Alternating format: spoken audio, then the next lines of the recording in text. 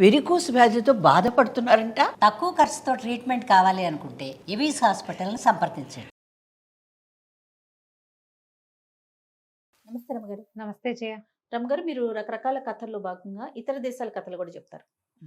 అవి అంటే మనవి చెప్పుకోవచ్చు అనుకోవచ్చు, కానీ అవి విన్నప్పుడు అండి వాళ్ళ సంస్కృతి సాంప్రదాయాలు, ఓ వాళ్ళు ఇట్లా చేసేవారా, అప్పుడు ఇలా ఉండేదా అనేది కూడా అర్థమవుతుంది. పిల్లలకి చాలా బాగుంటుంది రమ్మగారు. అవును, చైనాలో ఇలా ఉంటారు, వాళ్ళ పద్ధతులు ఇవి, జపాన్ లో కూడా అది అలా చెప్తాను బాగుంటుంది. సో అలాంటి కథ ఏదైనా ఉంటే చెప్పండి. జపాన్ జానపద కథ చెప్తాం. ఓకే. పూర్వం అట ఒక ముసలి మామగారు వాడి మనవడు ఉండేవాళ్ళట. అమ్మ నాన్న లేరు పిల్లడికి. ఒక 7 ఏళ్ళు అలా ఉంటాయి, 8 ఏళ్ళు. వాళ్ళ ఇళ్ళది పక్కన ఒక పెద్ద కొండ ఉండేది. వీడు రోజు ఆ కొండ మీదకి షికారు వెళ్ళేవాడు. పిల్లాడి పైకి నడుచుకుంటూ పోయేవాడు, వచ్చేవాడు. ఈ వెళ్తూ వస్తూ ఉంటే వాడికి ఒక గుహ కనపడేది. ఆ గుహకి బ్రహ్మాండమైన రాతి పలక ఒకటి అడ్డం పెట్టి ఉండేది. చూసేవాడు, వచ్చేవాడు. వీడికి ఏమనిపించేది, ఈ గుహ ఎట్టా వస్తుంది, ఈ తలుపు చూడాలని ఉండేది. అది ఎట్టా వస్తుందో వాళ్ళు ఆగి చూశాడు, ఏం లేదు. ఒకనాడు ఏమైంది, ఈవిడ కొండ మీదకి వెళ్ళినప్పుడు కొద్దిగా జల్లు పడతాం, దిగితే తడిసిపోతామని ఓ చెట్టు కింద ఓ చెట్టు ఎక్కి మొదటి పంగాల్లో కూర్చున్నాడు. కూర్చుంటే తను కనపడింది ఆ గుహ. తను రోజు ఏ గుహను చూస్తున్నాడో ఆ గుహ దగ్గర ఒక ముసలాయన నుంచున్నట్టు కనపడింది వీడికి.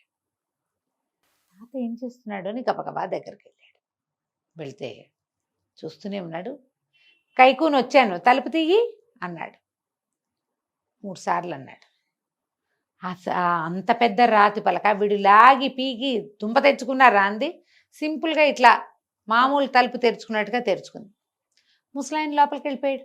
లోపలికి వెళ్ళడానికి భయం వేసింది వీడికి. యువతల నుంచున్నాడు కదా, చూస్తూ ఉన్నాడు. చాలాసేపటికి వానజల్లు తగ్గే సమయానికి ముసలాయన బయటకు వచ్చాడు. కైకూని వెళ్తున్నాను, తలుపేసుకో అని చెప్పాడు 3 సార్లు. అతను యువతలకు వచ్చేసాడు. తలుపు యథాపదంగా ఆ రాయి మూసేసింది. ఉత్సాహం వచ్చేసింది వాడికి. ఆ ముసలాయన నడిచి అవతల వెళ్ళంగానే ఈ చాంగు పరిగెత్తుకుంటూ వెళ్ళి దాని దగ్గర నుంచున్నాడు. ఆయన ఏమన్నాడు, కైకూని వచ్చాను తీయి అన్నాడు కదా, చాంగుని వచ్చాను తీయి తలుపు అన్నాడు. ఏం లేదు. వీడు ఏంటి, ఆయన ఎత్తాకే కదా, తన పేరేగా చెప్పాడు, నేను కైకూని అన్నట్టుగానే చెప్పాడు, నేను కూడా అదే చెప్తాను కదా. అప్పుడు తట్టిది ఆయన 3 సార్లు చెప్పాడని. చాంగుని వచ్చాను తలుపు తీయి, చాంగుని వచ్చాను తలుపు తీయి, చాంగుని వచ్చాను తలుపు తీయి అన్నాడు. ఆనంగానే చటుకుని జరిగింది రాయి. ఆశ్చర్యపోయాడు. భలే ఉంది మంత్రం. సరే దిగేసాడు లోపలికి. అంత చీకటిగా ఉంది. లోపలికి వెళ్ళగా వెళ్ళగా మెట్లు గిట్లు దాటుకుని వెళ్తే ఒక పెద్ద బ్రహ్మాండమైన రాతి పలక లాంటిది ఉంది. అంతా చూసి ఆ పలక మీద ఎక్కబోయాడు. అది గట్టలేము. దబిక్కిని జారిపడ్డాడు వెనక్కి. పాలరాయి కదా, నున్నగా ఉంది. కానీ వీడి కాలు తగిలేసరికి అది గిర్రని తిరిగేస్తుంది ఆ రాయి.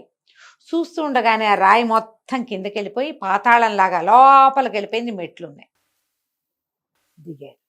అక్కడ తలుపు ఉంది. వీడికి మంత్రం వచ్చుగా, కైకూని వచ్చాను తలుపుది అంటాం, చాంగుని వచ్చాను తలుపుది అని 3 సార్లు అన్నాడు.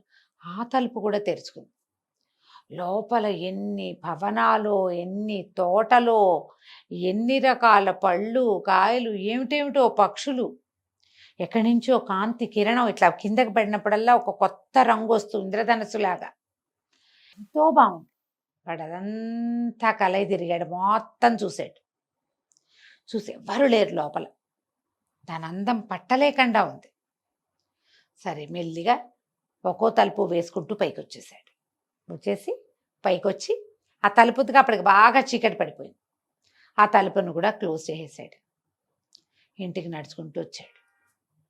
గాల్లో తేలిపోతున్నట్టుంది వాడికి సంతోషానికి. ఎన్నాళ్ల నుంచో ఆ రాతి పలకను చూస్తున్నాడు వాడు. దాన్ని తీసే మార్గం తెలిసిపోయింది. ఈ యొక్క నాయనమ్మకి కథలుగా వర్ణించి చెప్పాడు. ఆ నాయనమ్మ ఒరే అట్టటి వింతలు విడ్డూరాలు ఏనాడు చూడలేదురా, నాకు కూడా చూడాలంది, నన్ను తీసుకెళ్ళరా అని అడగటం మొదలుపెట్టి. ఆ వారం వినది. వచ్చే వారం తీసుకెళ్తానన్నాడు. వచ్చే వారం మధ్యాహ్నం అయ్యాక నాయనమ్మని వ్యాహ్యాలకి బయలుదేరితీశాడు. ఎవ్వరూ లేరు తలుపు దగ్గర. వీడికి మంత్రాలు వచ్చు కదా, ఏముంది ఇదే, నేను చాంగుని వచ్చాను తలుపు తీయి అంటాం. వెళ్ళక్కడి నుంచున్నాడు. మళ్ళీ మంత్రం చదివాడు. తలుపులు తెరుచుకున్నాయి. కిందకి వెళ్ళాడు. ఆ రాతి పలక తెరిచాడు. నాయనమ్మని వెంబడి పెట్టు తీసుకుపోయాడు. లోపలికి. అన్నీ చూసింది కళ్ళారా నాయనమ్మ. ఎంత సంతోషించిందో. కేరింతలు కొట్టారు నాయనమ్మ మనవడు ఇద్దరు కలిసి. పైకి వచ్చేసారు. వచ్చేసి చివరి డోరు వేసేసరికి నాయనమ్మ లేదు. ఏది నాయనమ్మ మాయమైపోయింది. ఓహో గోల పెట్టేశాడు. మళ్ళీ లోపలికి వచ్చాడు. అంతా వెతికాడు, ఎక్కడా కనపడలేదు.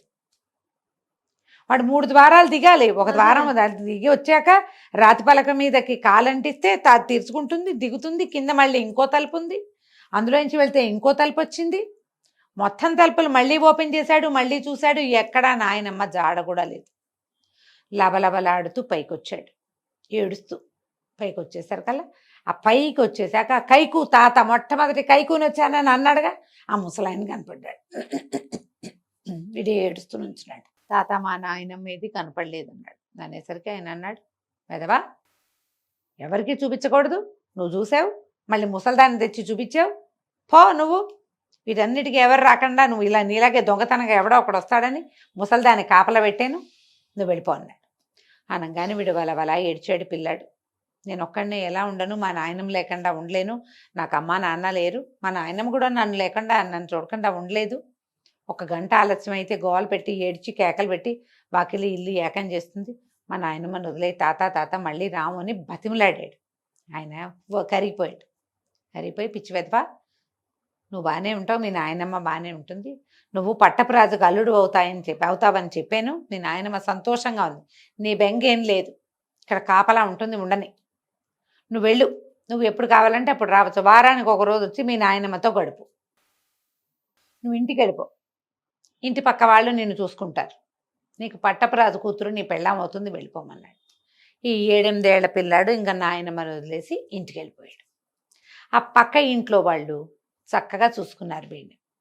వాడికి పనులొచ్చు, కొంత పని పాట వచ్చు, ఆ ఊళ్ళలో చేసే వ్యవహారాలు ఉంటాయి కదా, మన ఏమిటి పట్టు పురుగుల్ని వాటిని చేయటం అవి ఏమిటో చేసేవాడు, అవన్నీ చేసేవాడు. అయితే ఈ పక్కింటి వాళ్ళు ఆ రోజు అడవికి వెళ్తే వాళ్ళకు ఒక శిశువు దొరికింది, ఆడపిల్ల. అడవిలో దొరికింది చక్కటి పిల్ల, చంటి పిల్ల. ఆ పిల్లని తెచ్చుకుని పెంచుకున్నారు. దానికి 12 ఏళ్ళు వచ్చాక ఈ చాంగకి అప్పటికి 20 ఏళ్ళో ఉంటాయి, 21. చాంగకిచ్చి పెళ్లి చేశారు. మరి వాళ్ళే చూసుకుంటున్నారు కదా ఇన్నాళ్ళు. ఆ పిల్ల కూడా ఆ పక్క ఇంట్లోనే పెరిగింది, పెళ్ళైపోయింది. ఈ అబ్బాయి తనకి పట్టపురాజు మావగారు వస్తారన్న మాట మర్చిపోయాడు, అది గుర్తులేదు అసలు. కానీ వారం వారం వెళ్ళి నాయనమ్మని చూసి వచ్చేవాడు. ఆవిడ సంతోషంగా ఉండేది. కిందకి వెళ్తే అన్ని పళ్ళు గిళ్ళు మంచివి కోసుకొని తినేవాడు, నాయనమ్మతో స్పెండ్ చేసేవాడు, ఒక పూటంతా వచ్చేసేవాడు. ఆ రహస్యాన్ని ఊళ్ళో ఎవరికి వాడు ఏనాడు చెప్పల. అలా చెప్పకుండా ఉండేదాన్ని ఆ కైకు ముసలాయన ఏదో చేసాడు వాడి మీద, రహస్యం బయట పడలేదు. వెళ్తూ వస్తూ ఉండేవాడు. అయితే ఏమైంది, చాంగుకు పెళ్ళైపోయింది, పిల్లవాడు కులాసాగా ఉన్నారు. 1 ఏడాది గడిచింది. గడిచాక ఏమైంది, ఒకనాడు ఓ భార్య భర్త ఎవరో ఒక 3 మనుషులు వచ్చారు వాకిట్లోకి. మంచినీళ్ళు ఇవ్వమని అడిగారు. చాంగు వాకిట్లో కూర్చుని, లోపలికి వెళ్ళండి మా ఆవిడుంది మంచినీళ్ళు ఇస్తుంది అన్నాడు. మనిషి వాళ్ళు లోపలికి వెళ్ళారు. ఒక ఆవిడ ఇట లోపలికి వెళ్ళి కూర్చుని, 2 ఆడవాళ్ళు ఒక మగాయన అనమాట, ఆ చాప మీద కూర్చున్నారు. ఈ చాంగు భార్య ఏం చేసింది, మంచినీళ్ళు పుచ్చుకొచ్చింది కూజాతోటి. పుచ్చుకొచ్చేసరికి అలా కింద కూర్చున్నాడు. ఒక బుదుటి లేచి, మా అమ్మాయి మా తల్లే దొరికేవా అని కావలిచ్చుకుంది. 2వ మనిషి ఏమో కేకలు పెట్టింది, బాబు బాబు రండి, మీరు అమ్మగారు ఏదో గొడవ చేస్తున్నారని కేకలు పెడితే వాళ్ళు బయట కూర్చున్న మొగాయన ఈ చాంగు ఇద్దరు గబగబా లోపలికి వెళ్ళారు. ఆ మగ మనిషి లోపలికి వచ్చిన ఆయన ఈ పిల్లని ఆవిడ సందే అట్ట కావటేసుకుని ఉంది ఆ చాంగు భార్యని. అమ్మో ఇదేమిటి మంచిన్నారే అని ఆయన కూడా అంటున్నాడు. చాంగుకి అర్థం కాలేదు, ఏంటండి ఎవరండి ఏంటండి హడావిడి అంటే, బాబు మా పిల్ల 12-13 సంవత్సరాల క్రితం తప్పిపోయింది, చంటి పిల్లగా ఉన్నప్పుడు అడవిలో పడిపోయింది ఎక్కడో. మేము అప్పటి నుంచి మారు వేషాల్లో వెతుక్కుంటూనే ఉన్నాం మా పిల్లని. ఇగో ఈ పిల్ల చూడ, రాణి వచ్చినావిడే ఈ పిల్ల దగ్గరగా ఒకే పోలికలో ఉన్నారు. వాళ్ళు వచ్చింది ఎవరు, రాజు రాణి. ఆవిడేమో ఆ పిల్లని ఎత్తుకున్న దాది గుర్తుపట్ల, తల్లి మాత్రం గుర్తుపట్టేసింది పిల్లని. కేకలు పెట్టారు చుట్టుపక్కల. అక్కడి నుంచి ఆ ఊరిని కాపలా కాసే వాళ్ళు ఉంటారు కదా, అంటే గ్రామాధికారులు వాళ్ళందరూ పరిగెత్తుకొచ్చారు. మారువేషంలో ఉన్న రాజుని రాణిని అందరూ గుర్తుపట్టారు. ఈ చాంగు భార్యగా ఉన్న ఆ 12-13 సంవత్సరాల చంటిబిడ్డ వీళ్ళకి దొరికింది కదా పక్కింటి వాళ్ళకి, అది రాజుగారి కూతురు ఆ పాప. ఓహో. వీళ్ళ పక్కింటికి దొరికింది. వాళ్ళేమో ఆ పిల్లని పెంచి పక్కనే ఉన్న చాంగుకి ఇచ్చి పెళ్లి చేసి, వాళ్ళకేం తెలుసు, పెళ్లి చేసుకునేసరికి చివరికి ఇదైంది. ఆ రోజు శనివారం అయ్యేసరికి చాంగ్ అన్నాడు, మా నాయనమ్మ వేరే చోట ఉంటుంది, నా కోసం చూస్తూ ఉంటుంది, ఈ అమ్మాయిని వారం వారం తీసుకెళ్తాను, మీరు కూడా రండని రాజు రాణి అందరినీ వెంబడి పెట్టుకుని ఆ రహస్య ప్రదేశానికి తీసుకుపోయాడు. అదొక లోకం. ఆ తలుపులు తీసాడు, తీసి వీళ్ళందరిని లోపల తీసుకెళ్ళాడు. వాళ్ళు ఆనందించారు, నాయనమ్మ ఆనందించింది. పట్టపు రాజుకి అల్లుడవుతాడని చెప్పాడు కదా, ఆ మాట నిజమైంది. సరే రాయి చాంగు తలకు పక్కింటి వాళ్ళను కూడా రాజు రాణి తమ పిల్లని పెంచినందుకు వెంబడి పెట్టుకు తీసుకుపోయారు. ఆ దేశానికి రాజుగారికి అల్లుడైపోయాడు చాంగు. రాజు అయ్యాక కూడా అతను ప్రతి వారము వాళ్ళ నాయనమ్మని చూడడానికి వస్తూనే ఉన్నాడు. నాయనమ్మకి చావు లేదు. ఓహో. చాంగుకి మనవలు పుట్టాక కూడా నాయనమ్మ అక్కడే అలాగే ఉంది. బాగుంది. వెళ్ళి చూసొస్తూ ఉండేవాళ్ళు. కథ కంచికి మనం ఇంటికి. భలే ఉంది రమ్మగారు. నమస్తే అండి. నమస్తే.